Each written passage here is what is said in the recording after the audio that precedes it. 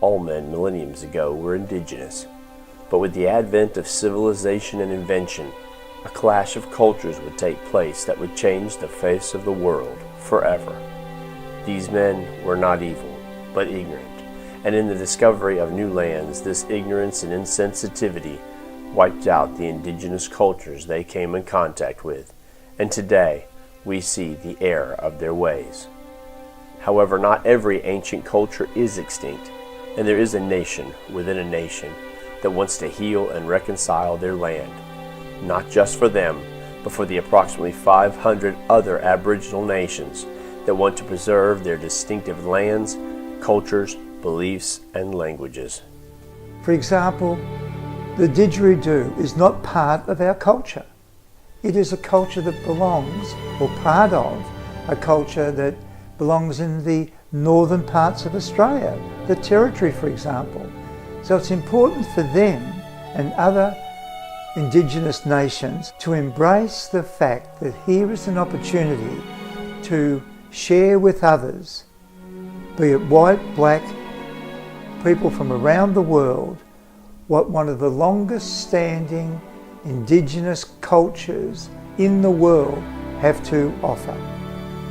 The fight to preserve these distinctions is the legacy that is Wadawurrung. You need to understand. You need to learn. When I first introduce myself to people and they find out I'm Aboriginal, one of the things they say is, "What percentage are you?" I say, "All of me." Doesn't matter how much milk you put in a cup of coffee, it's still a cup of coffee. It's not the colour, it's what's inside that counts.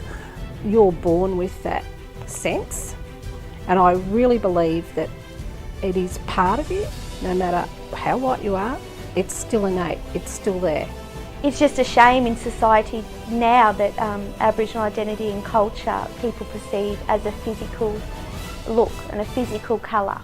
Because us as Aboriginal people, it's in our heart, you know, and our spirit, our culture and our identity. And the Aboriginal spirit to me is just to be a part of something bigger than you, to be a part of, you know, the land and the people. It's just sort of in you, like it's just that passion within you that you want it to continue on, to create a legacy. Because as far as the academics were concerned, Wadawurrung had been extinct for over 90 years. Some say what's done is done and there's no coming back, and that might be true for some, but not for all. But can the Wadawurrung nation still survive? So it can, because we are. You know, I don't want it just to be a piece of paper saying you are of Aboriginal descent or you are a member of the Wadawurrung. It's just a piece of paper. It's just time to get real, because there's a lot of people who think that real Aboriginals are only black and that every culture played the didgeridoo.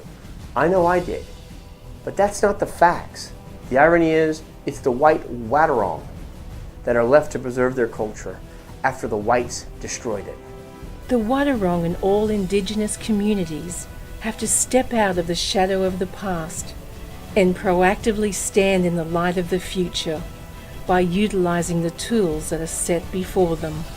The Wadawurrung are facing extinction, and if we don't preserve that history and culture for the next generations, it will be lost for good.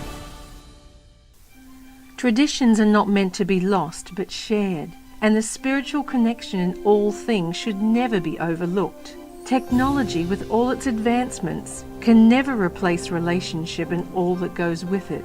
Wrongs have been made that can never be corrected, but a legacy worth remembering can still be created.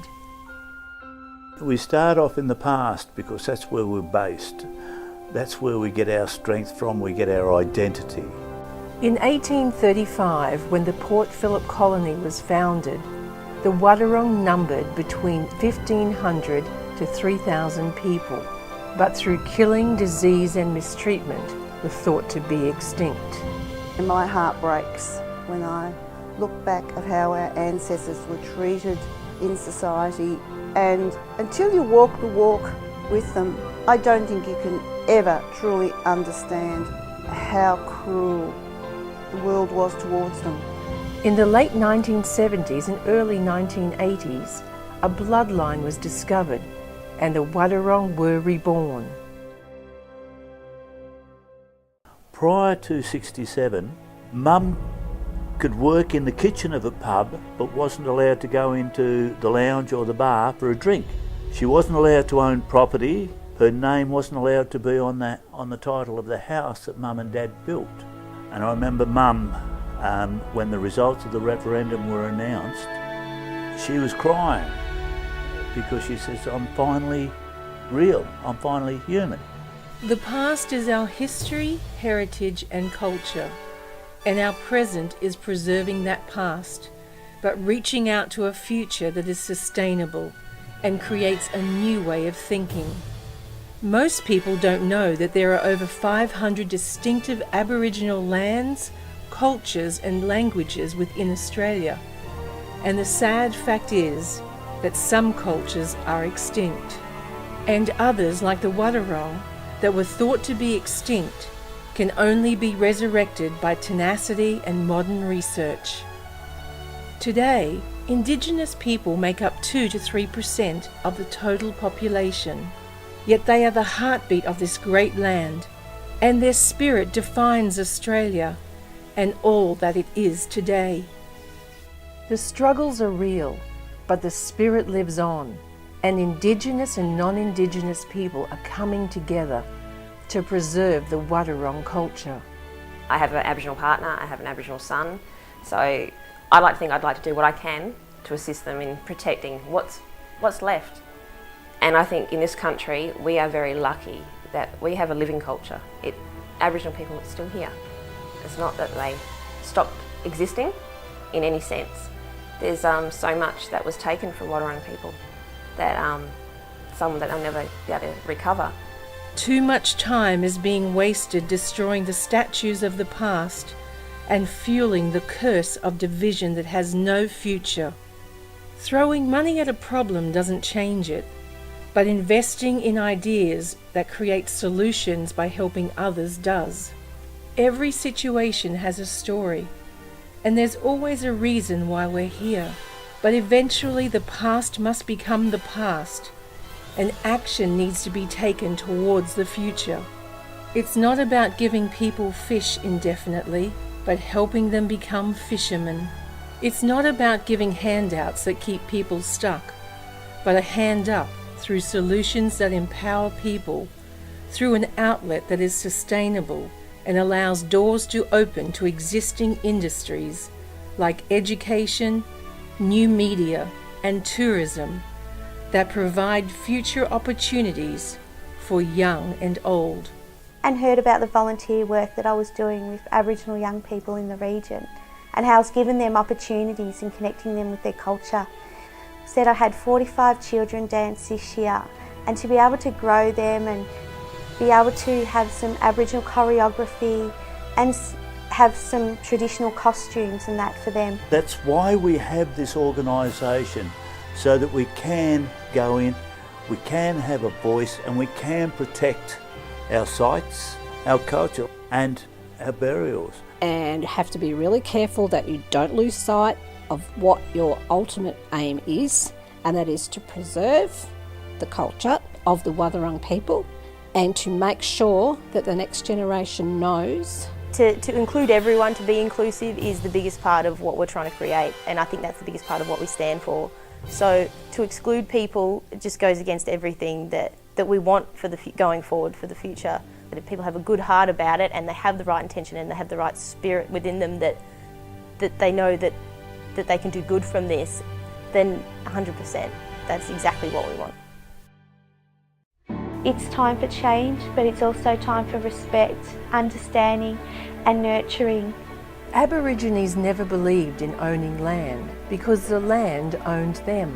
And it's through the land that the Wadawurrung nation will survive, by creating a cultural centre where all peoples can come and learn what it means to be Wadawurrung. It will be a place where ancient and modern culture come together to provide Aboriginal youth an outlet to explore their identity and create their own legacy in this modern age. When we talk about a cultural centre, why can't we be another successful operation like Sovereign Hill and Ballarat? There's no reason why we can't. You just need vision, stakeholders that are prepared to share that vision and support it, and we as the Wathaurong Nation are then educating, teaching, showing, experiencing what our culture represents. I think what people need to do is have a physical connection to our stories and to our areas. But we need to look to the future because we need to ensure that our culture doesn't die out. And that's what I'm scared of, that the young ones coming up today aren't embracing that heritage they have. Sharing of our culture and connecting people with culture, it's often seen as charity, and I think it's really important that people are acknowledged and valued and supported, whether it's financially or in other aspects, that we're supported to continue to do this. Because if we are, there'll be more outcomes like I've been able to achieve with the young people dancing. With visionary companies like Barwon Water and others, and the volunteer hearts of Corinna and Brian doing welcome to ceremonies, smoking ceremonies, and dance, there's only two questions that need to be asked. If not now, when? And if not us, who? It's all about personal responsibility, because there are ways of making the Wathaurong Nation independent through education, tourism, and new media that will provide jobs and a future for the next Wathaurong generations. And not only them, but for the non-Indigenous people who want to engage too. I think that modern culture and Aboriginal culture need each other more than they know. We're here, we're still fighting, we're still going to do it. And it doesn't matter what anybody says. We will not go away.